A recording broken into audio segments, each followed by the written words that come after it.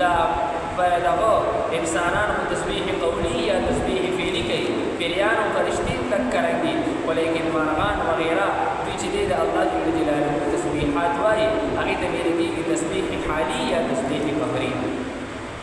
دیم دلیل یې الله ذکر کوي چې بادشاہي د اسمانونو او د ځمکې هغه صرف د الله جل جلاله نه بل چا نه ده. او دریم دلیل دا دی الم تر ان الله یزکي سحابا الله فرمایي آیت نه ګوري الله جل جلاله را شدید وریځي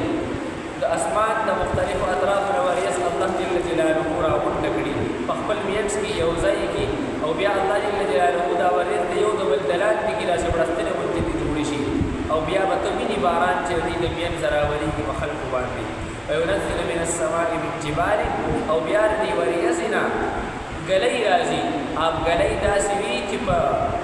دا وریځ دومره غټې دي فقط دومره غټې دي په غټوالي کې په شان دي د ګورونو دي دا وریځي او دین الله جل جلاله چې د خلق باندې خمسدار غلې او خپل باران هغه چې د راوري او کم چې الله غواړي باران په وریځ بوزي په خلق باران وري کم چې نه غواړي هغه باران نه وري. سلورم دلیل یقین یکلم الله الليل والنهار الله جل جلاله بدلوي را بندوي شپې او ورځې لرا ورځ ختم شي شپه راشي شپه ختم شي ورپسې ورځ راشي الله